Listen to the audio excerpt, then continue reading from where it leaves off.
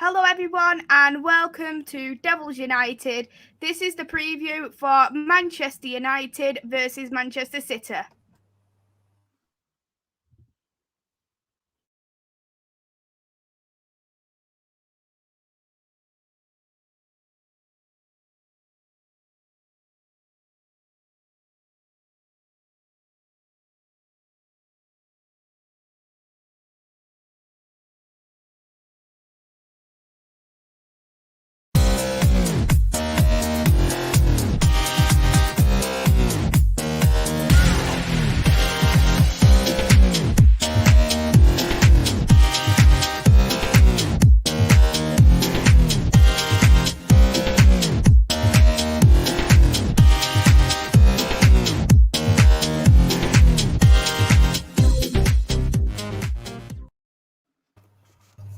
Hello, everyone, and welcome back to Devils United. Here is today. I've got Vix, I've got Andy, and I've got Chloe. How are we all? Good. Thank you. I'm good, thanks. Oh, that's great. I'm glad you are well. So we'll be doing a preview today for Derby Day, which is coming up on Sunday. There's a few people in the chat already. Hello there to Niall, hello to TJ, and hello to Vicky. Thank you all for tuning in to the channel. So I'll go with you first, Vix. First time on the channel. How are you feeling for Derby Day? Excited but nervous. I get excited and I think, yeah, come on. And then I think, oh, the nerves kick in a little bit. But it's going to be a good match, I think. Mm-hmm. Yeah, how are you feeling as well for it, Chloe? Yeah, I'm feeling, like Vic said, excited but nervous. I think more excited now on the build up to it, but come to Sunday, I'm going to be a bit nervous and be wanting the girls to bring the 3 points home. Mm-hmm. And for Andy, do you think that we are able to take them 3 points home, just as Chloe did mention? Because we've already played.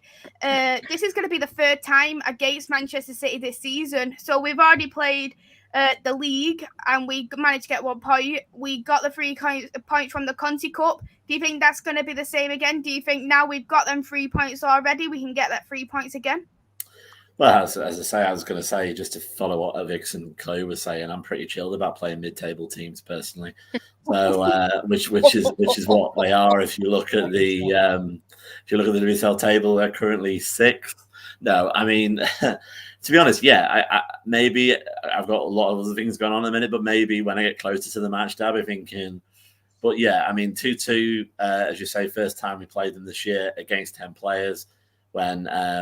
Georgia Stanley decided to do a best kung fu fighting impression against Leah Galton. And then obviously, the win for the second game.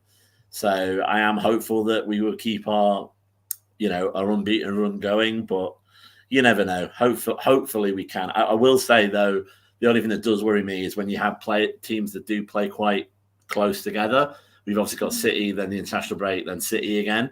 If we win on Sunday, I mean, it's not impossible, but I think it's more likely it's going to be harder to win again because teams have got really good analysis between that point and that point. But as Skinner would say, let's focus on the game on Sunday.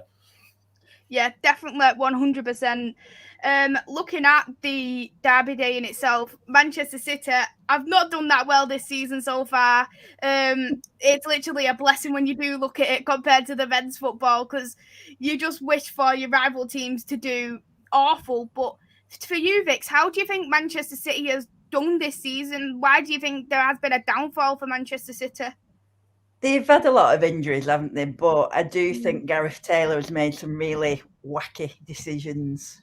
When you look at it in some of the team selections, like when he was playing Jill Scott as a centre half, when they just bought bit of a wonder kid in Ruby Maisy, who's been playing and was probably their best player against Chelsea.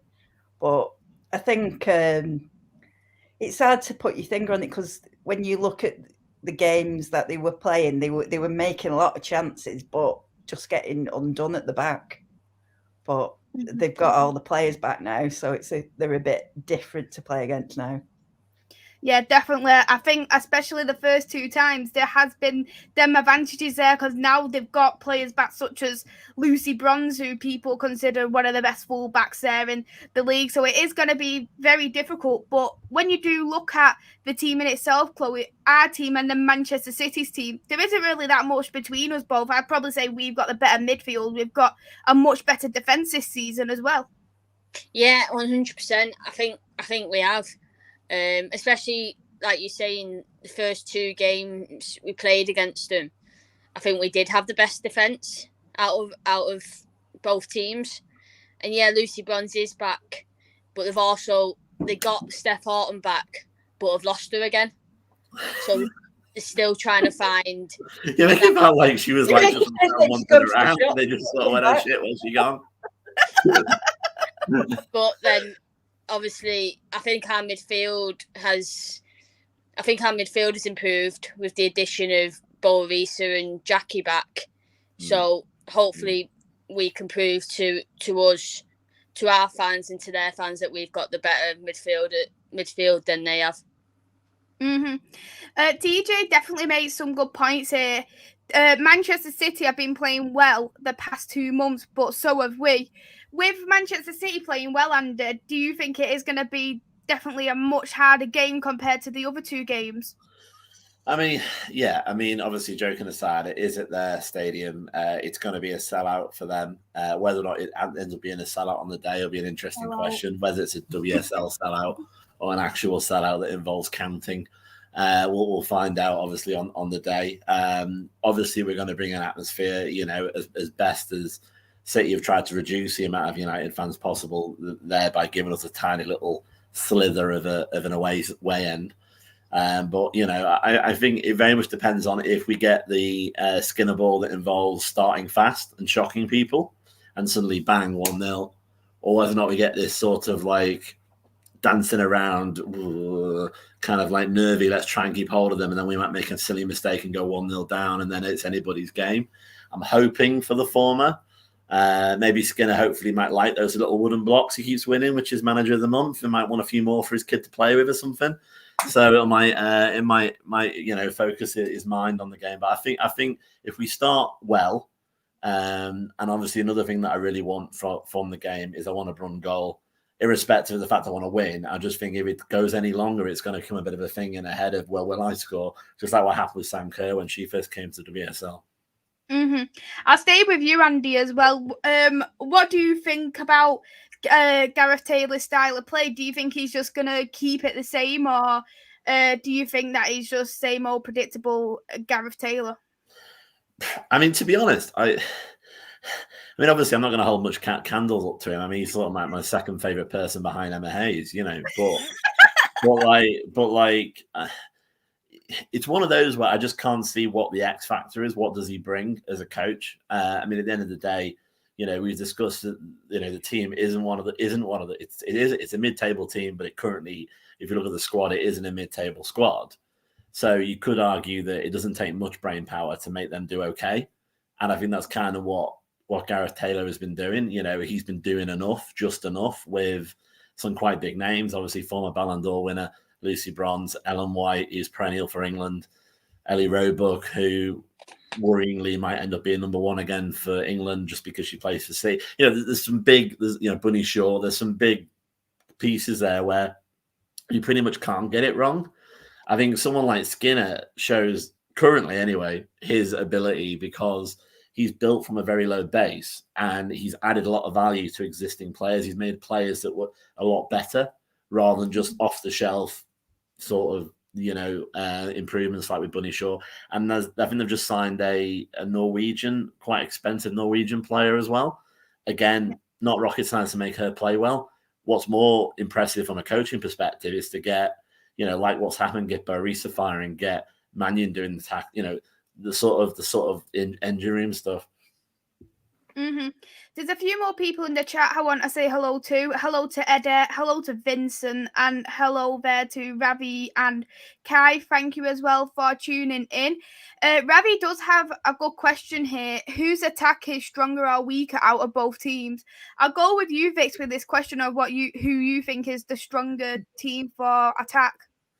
I think ours at the minute, because I mean Russo's on fire, isn't she? Obviously Leah's just won Player of the Month, and I think Brun. If you know, I've seen some of the videos on it, and I think once that clicks, that'll be really exciting. City are struggling, aren't they, a little bit? I think Ellen White hasn't really scored many, and Bunny Shaw's come in, hasn't done that well. Obviously, Hemp is, you know, the danger player, isn't she? And I think Jess Parks, she's flavour of the month, but she's only a kid. So I think out the two, we, you know, if we start fast, we could get on top of it quite easy. And then you add Tooney into the mix as well with her contribution in attack. Yeah, 100%. I completely agree with that.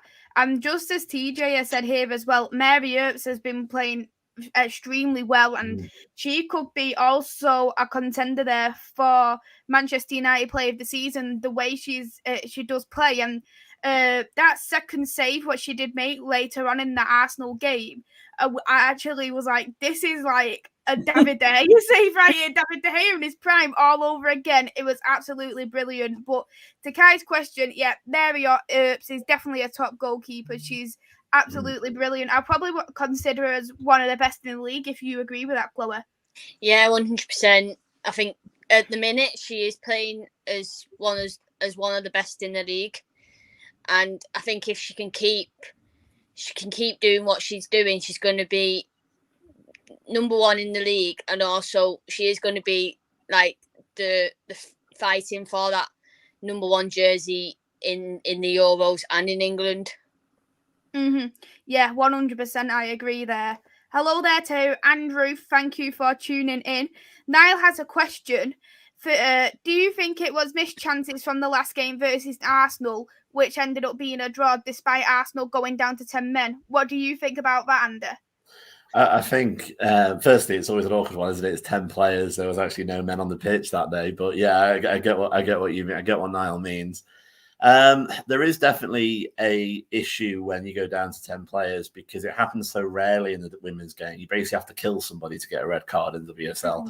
And so I don't think they practice it that often, both going down to 10 and having to sort of weather the onslaught, and also your opposition going down to 10 and being able to take advantage. Obviously, they're very good defenders. They're very good from defence to attack with Arsenal. So it's not like really it would have been if you were playing a West Ham or you were playing an Everton or something like that. I think, yeah, I mean, obviously missed chances is why, why games don't get won, do they? But I think it was a combination of not really knowing what to do, what to exploit when you go down to 10 players. And just as I say, that confidence. And there's some new players in, we had Diane in defence for the first time. She did brilliantly, but it was still first time she was there. Familiarity and such like. Brun still hasn't clicked. She will do. I agree with Vic. She's brilliant. I'm so excited. But I just worry about a psychological, we just need one to go in, then she knows she can score. But I think a couple of things like that, new players and, obviously them being very well drilled as a team meant that it didn't happen. So I suppose the pithy answer is kind of, Niall, kind of. It's a good thing that the 10 players were actually touched on, to be honest, because there's been 2 occasions for me where there has been 10 players on the pitch where Manchester United has played against. Actually, one of them was against Manchester City in the league. Stanway literally near enough took out Leah Galton, for anyone who did click on in terms of my thumbnail. And as well, Arsenal, and both the times we've only managed a draw. Do you think that there's something there what Matt's going to need to look at to try and improve on so we can actually go over that line in terms of the 10 players on the pitch, Chloe? Yeah, I think there is, because we all, like Andy was saying, we train with 11, we play against 11 in games, but but does he train with saying a player's taken out and doing it against 10 players? I don't think it is. So it's that mentality where he's then got to pass a message on to whoever and say, right, you move up the field, attack that part of the field, and he's got to do it during the game instead of thinking before the game that a player might get sent off or a player might get injured after the subs have all been used. So I think it is hard because you don't train for it. But I think there is a possibility where he might have that thought of it might go down to 10 players when a certain players get a yellow card because they're physical and they're attacking. But it's one of them that you're not gonna always train for that, and it comes when the game's being played. There's a couple of things that I just thought of as well that I forgot about there. Like, we've now got 5 subs, so that means that you can try and, because the way you win against 10 players is you tire them out. But with 5 subs, that mitigates that. So that's going to make it harder going forward if it happens on Sunday, for example. And because it's a top team, they've got the conditioning. For one game, they can go down to 10 and still be all right. If you were playing a lower level team, then the way you beat 10 is make them run, isn't it? You make them physically exert themselves. But with 5 substitutions, you've actually got quite a lot to balance that out, which is hopefully good news, because God forbid it happens to us. That hopefully means we'll be able to weather the storm as well. But I just forgot about that. Yeah, that's the thing is with that 5 substitutes, because with the 5 substitutes, you can have near enough the whole, the half your team like changed around. So you could afford to rest, like, for instance, Russo, or you could afford there to take off like Katie Zellum, for instance. But Katie Zellum, she actually has been on such good form this season, despite what other people have been saying. She's got one of the highest assists for Manchester United this season. Plus, as well, she has got one of the highest chances created for Manchester United too this season. Do you think that's going to be key for us going into Manchester City, Vix, especially knowing the free kicks, the corners, the set pieces?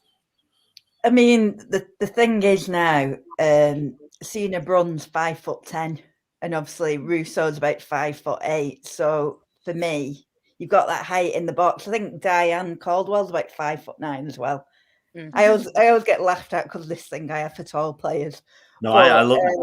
I love as well. Yeah.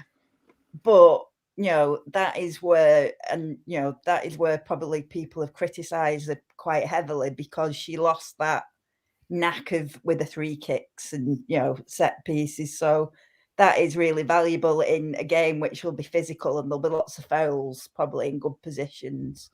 So I hope they've spent a lot of time practicing that in the week, particularly with Brun and Russo, because I think where we were saying about missed chances, if we can get into a position where we're 1-0 up and we're 2-0 up, we're out sight, aren't we? But yeah, I think it's been we can actually score from corners, unlike the men, which is good.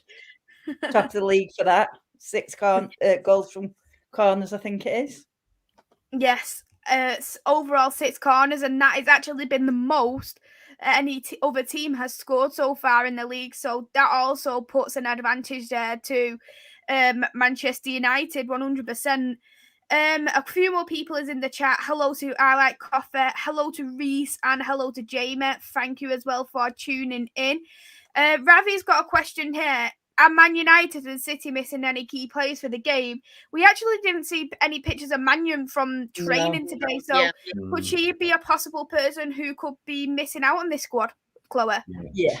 Yeah, I think she will be. I think they're just going to be resting her now for the FA Cup game. I think that's their main focus, is getting her ready for the FA Cup and making sure she's all right and there's no injuries where it's going to be ruling her out for the rest of the season, because she is one of our key players. And with Millie being out as well, it's 2 of our big name defenders who are missing out through injury, and hopefully both will be back very soon, and we'll have our key defenders back. Hopefully so, because for me, Mannion is such a big miss. She has played, apart from, of course, last game against Arsenal, she played every single minute for Manchester United, and she was considered to me like a crucial player, a player who I wouldn't drop, because not many players could ever get past Mannion. And as much as I thought Maria and Diane was brilliant against Arsenal, I still feel like in that kind of way that Mannion was still a loss because of the Blackstenius goal, if you do agree with that, Vix.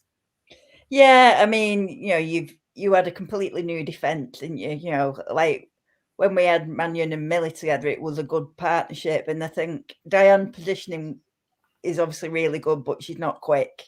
I think Mannion would have covered back quicker.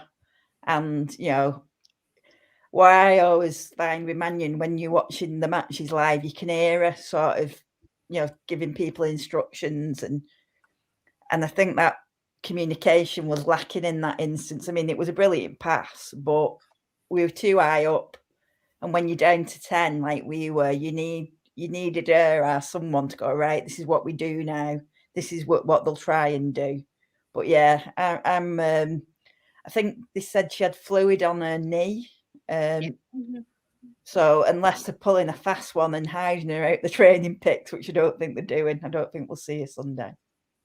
Which is honestly such a shame, because for me, Mannion could actually be a potential key player because she's played for Manchester City. She's been at Manchester City for a while. I know she was out due to an unfortunate injury, and she was out for quite a long time, and she didn't manage to get back into the squad. But knowing she has the idea of how Gareth Taylor plays, how Manchester City plays, she could have been really that key for us to get them 3 points as well from Manchester City, if you do agree with that. Yeah, definitely. I think, and she's doing a training badges, a coaching badges, so you don't know. She might be having chats with Mark, while she's out, going right, giving them some intel. But hopefully she's back soon. Yeah. A question here from Ravi, what I will give to Andy. What are United's biggest strengths as a team when they play? I think ultimately because they are a team at the moment still, so you don't really have that individuals element.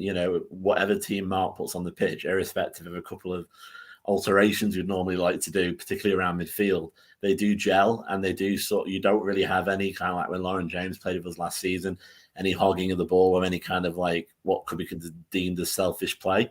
They do pass it around quite a lot. I think our main strengths are pace, to be honest. We are good, like you saw with the Tooney missed chance at Arsenal. I mean, that was like something out of a movie. That was just the speed. I just loved it. That's what I want as a United fan.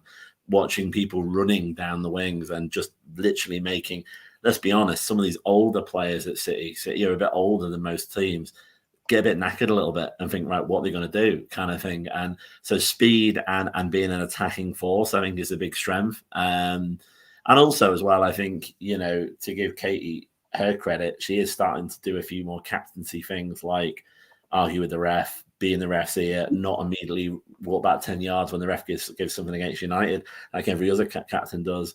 So I think that's definitely, I think we're strong in attack now. We're probably stronger than City in attack. But I do think we still have questions about what happens if we do go down 1-0 at any point, because we do have that kind of thing. I don't know what the stats are, but I don't think it's that common of us going behind and then eventually winning. And I think that's a big issue. Yeah, and that's the big thing that worries me, which is why I'm sort of team, hit them hard, hit them fast, hit them first, and hopefully keep the lead. Yeah. TJ has got a good point here. Yeah, we do need to improve on our tactics when having a player advantage. We've given up 3 goals this season while up a player. Would you agree with that there, Andy, in terms of the tactics, that we need to improve on them? Yeah, but then as I just thought about it, like with the 5 subs, maybe we're just trying to teach ourselves something that is going to be very hard to be against, because with 5 subs not going away, it's easy to mitigate it. I think definitely one of the things that we might need to keep an eye on is the referee on Sunday. Kirsty Dahl, of famous Reading, handball headball situation. So obviously she's improved since then, I'm sure.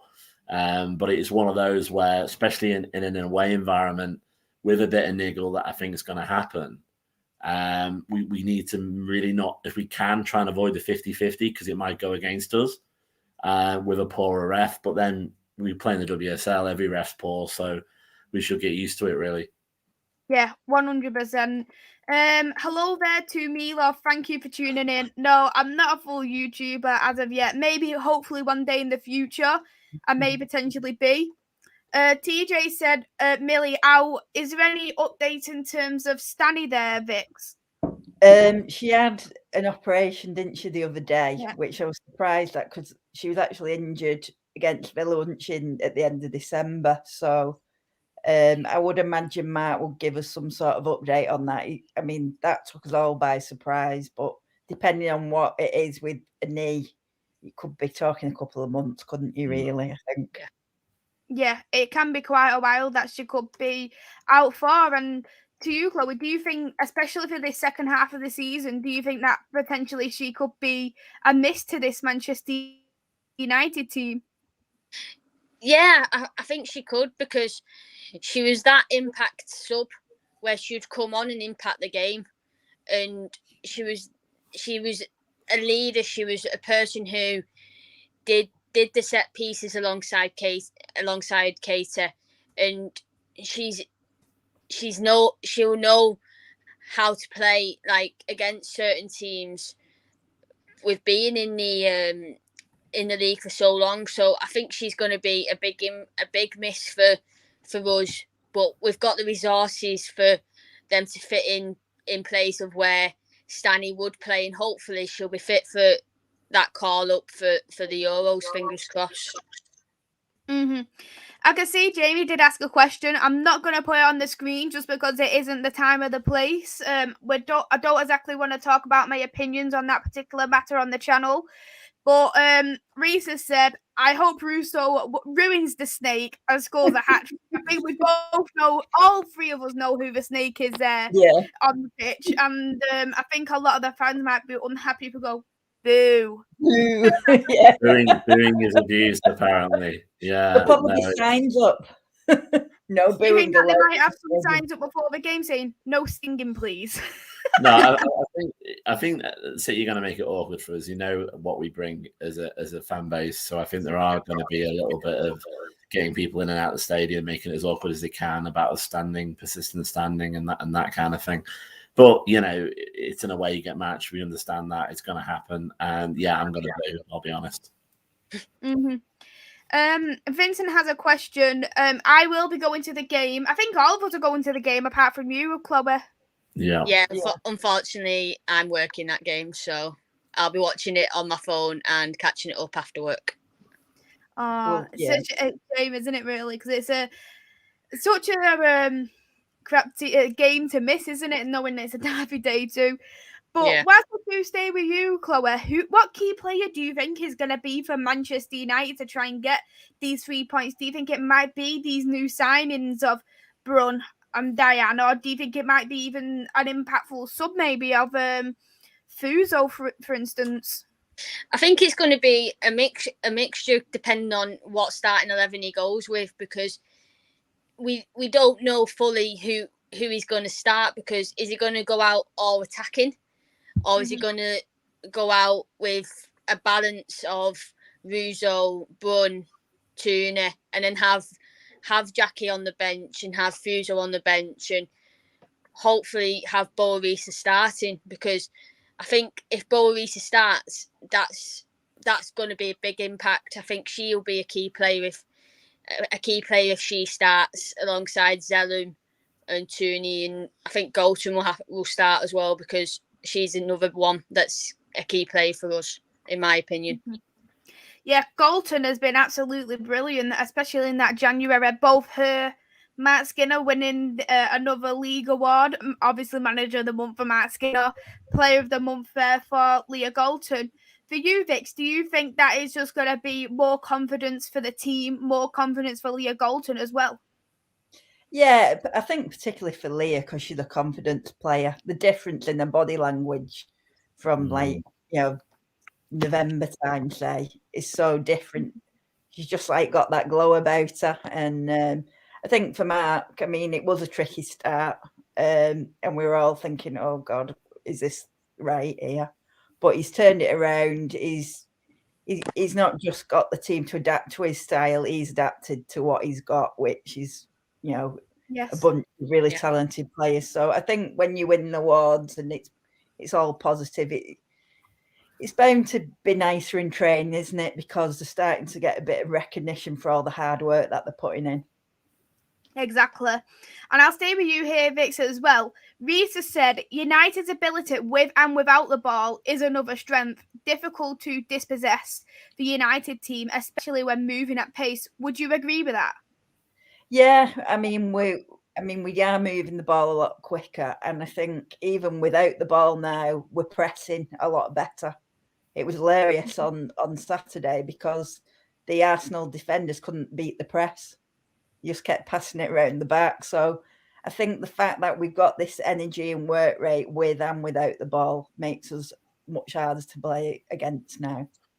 Mm-hmm. To highlight Coffee, we don't usually play at like Old Trafford or Etihad. It's only like one Pacific game, for instance, in a season.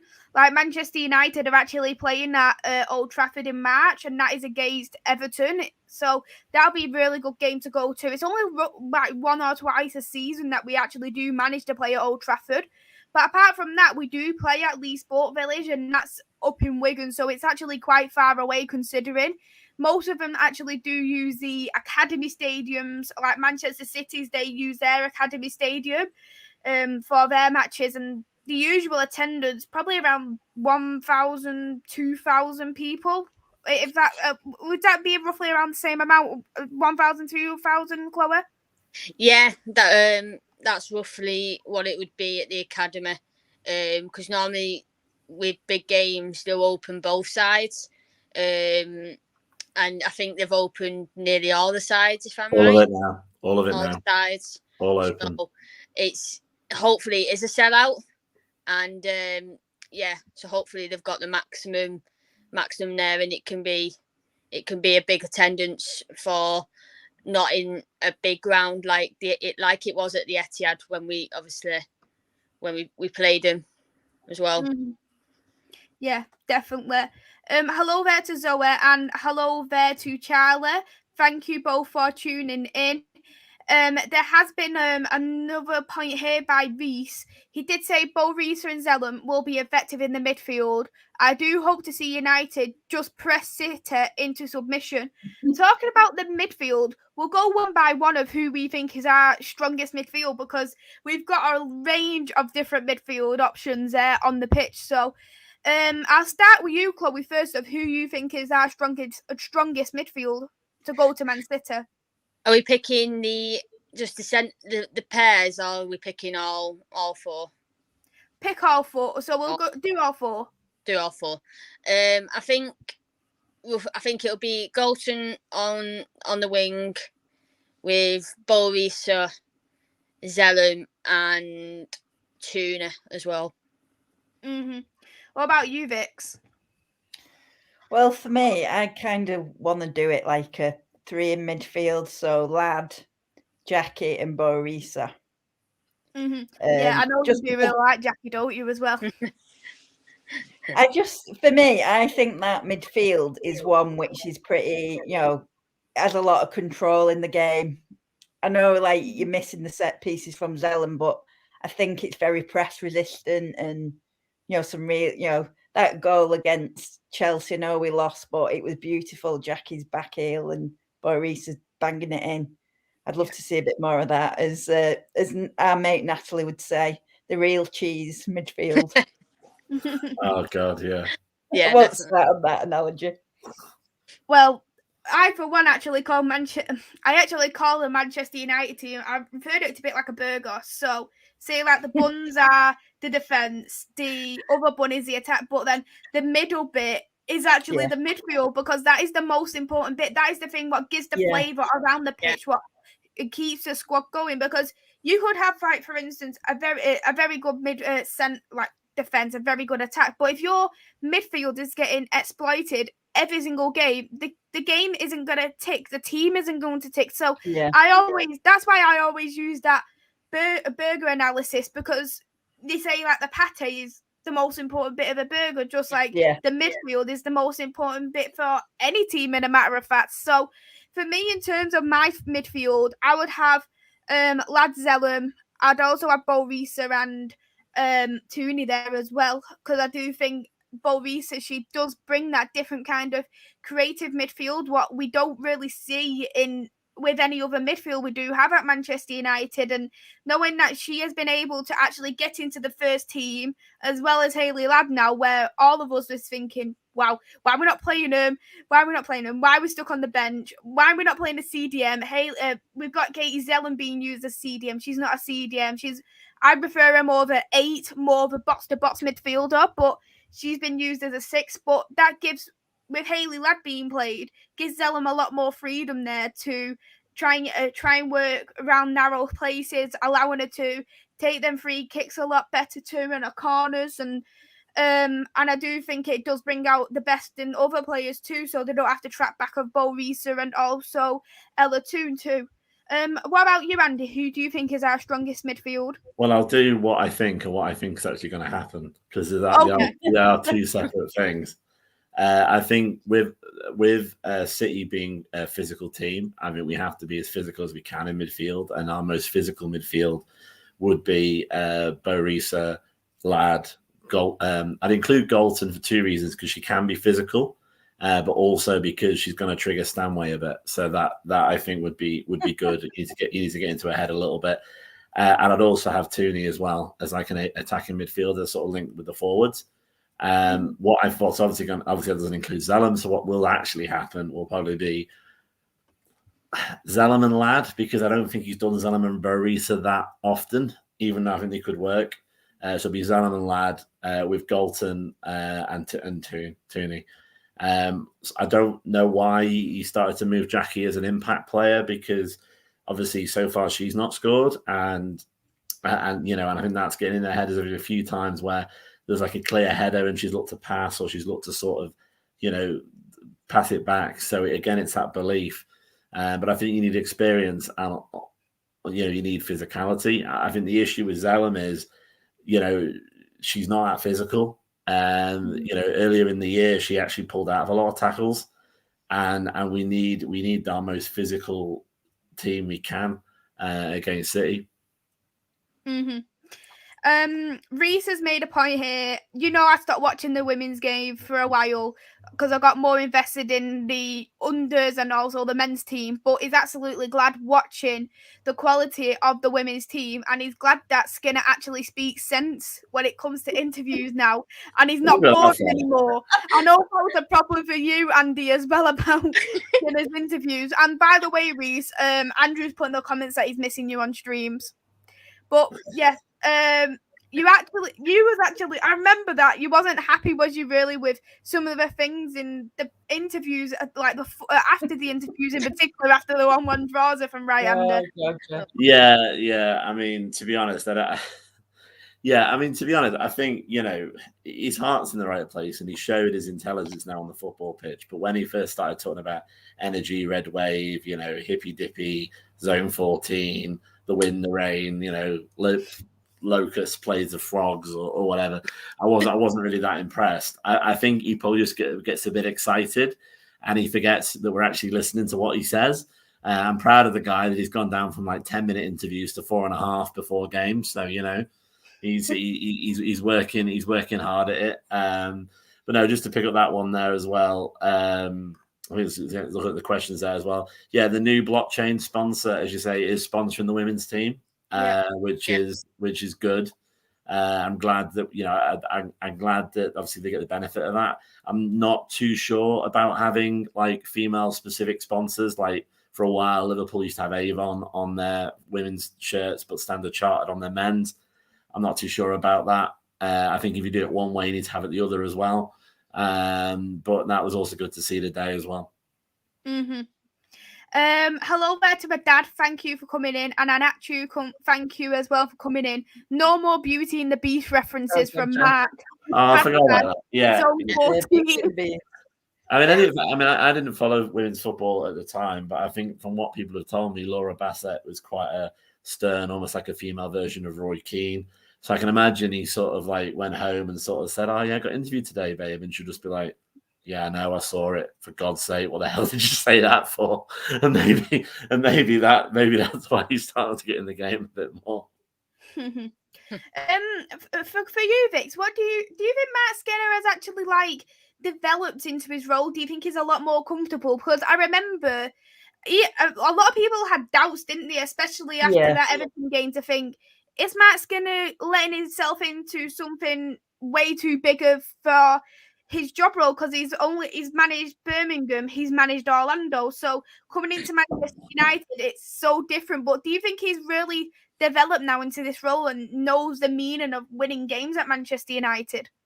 Yeah, because the way he was talking in the beginning, thinking, oh, he doesn't get it. He doesn't get what it's like. And I think, particularly after that Spurs game with the Zone 40, and it went viral, didn't it, that interview? And then next minute, it was like the club just shut shop. You were there. That's what was painful about it. It was, But the club sort of shut everything down around him because everyone was calling him a clown, basically.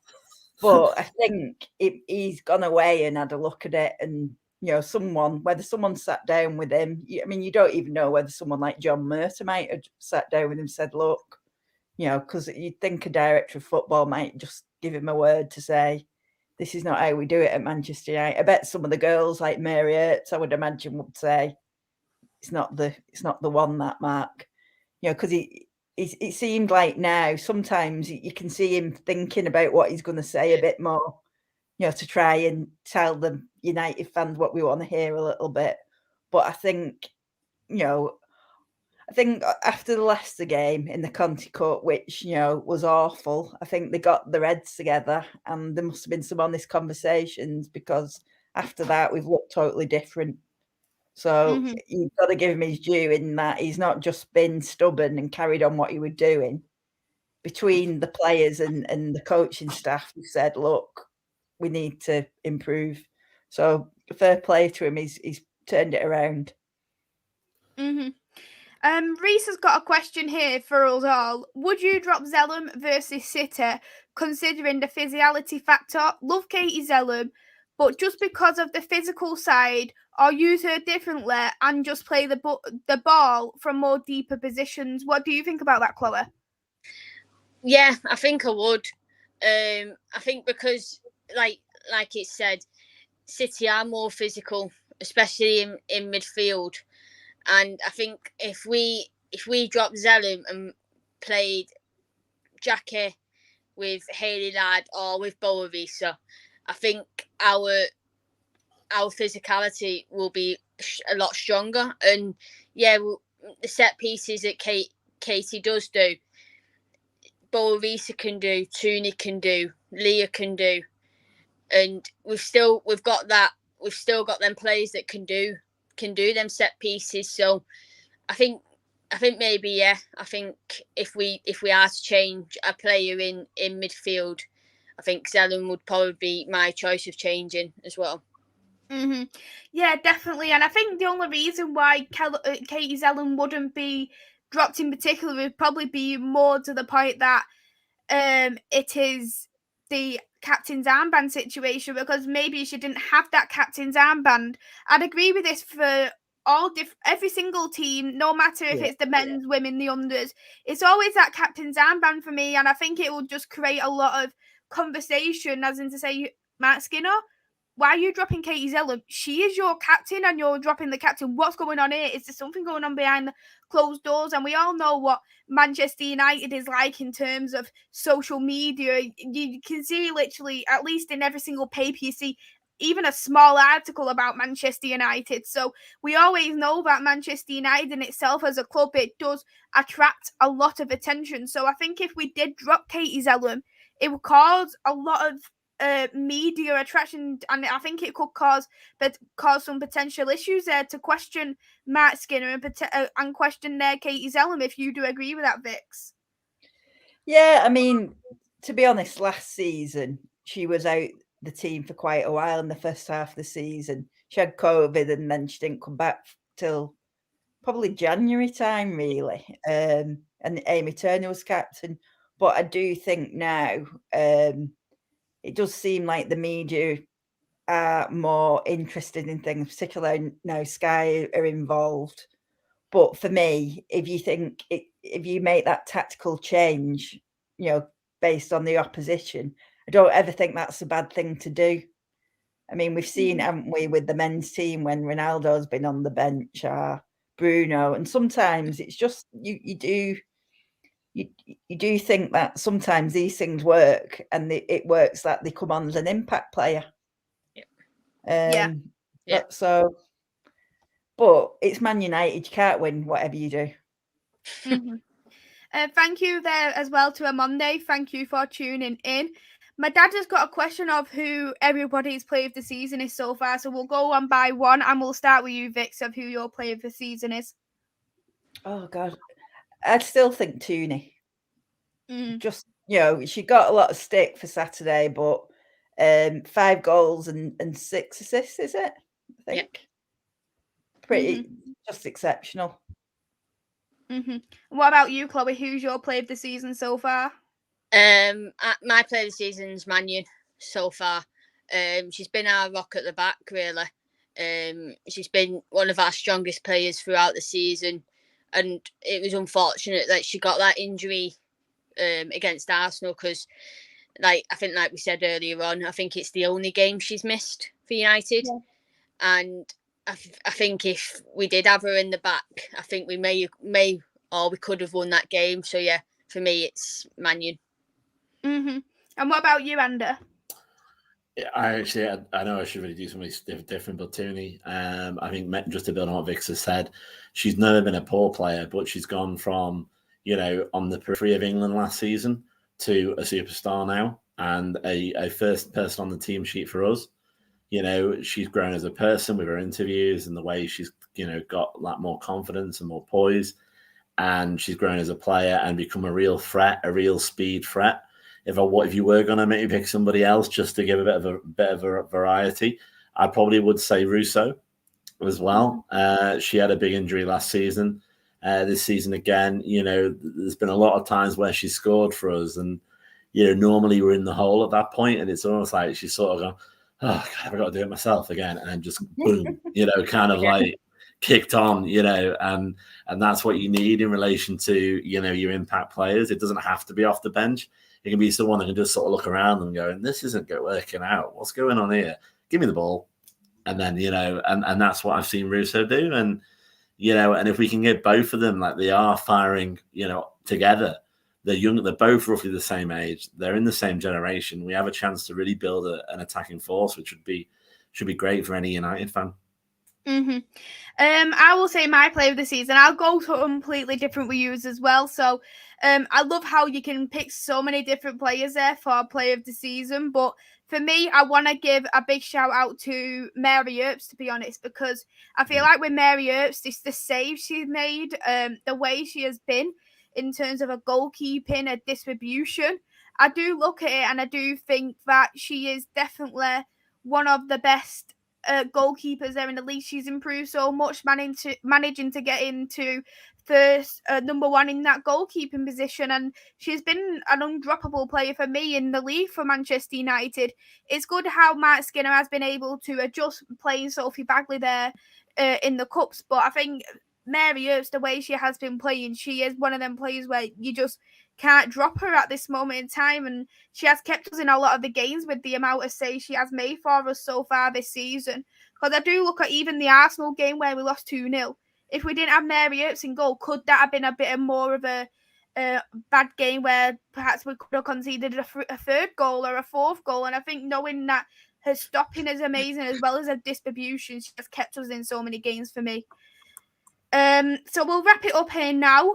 What I'll do, we will say all our score predictions and then we'll shout out everyone's socials. I'm going to go for 2-1 for Manchester United. What are you going to go for, Ander? Well, you're saying 2-1. That's a good shout. I'd like to think 2-0, but I do see 2-1 happening. Oh, Oswald. Yeah, only if you're assuming that we're all going to start laughing and she'll be able to score. Yeah, and she's not fit anyway. But even if she was, I wouldn't be too worried about it. But yeah, 2-0 United. Let's get back Mary, but 2-1 could happen as well.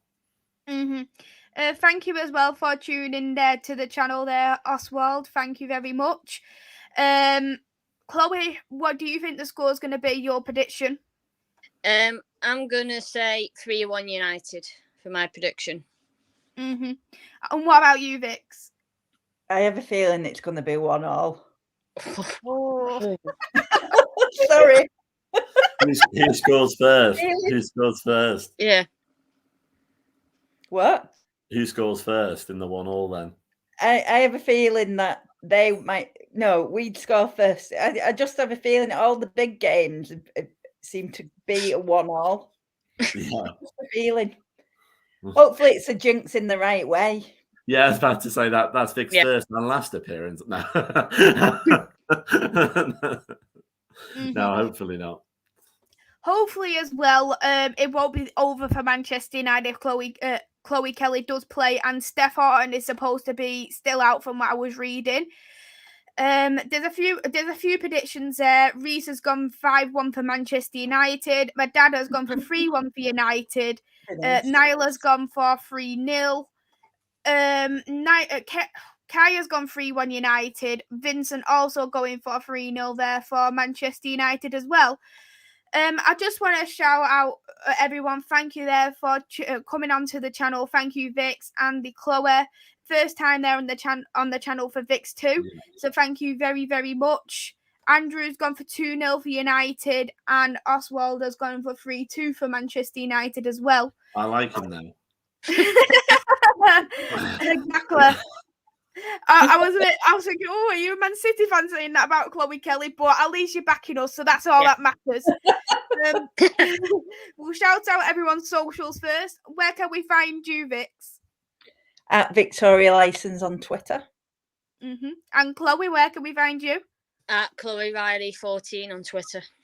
And Andy, where can we find you? Yeah, imaginatively titled at AJO_87. That is my personal Twitter account, but people seem to find me quite easily anyway on Twitter.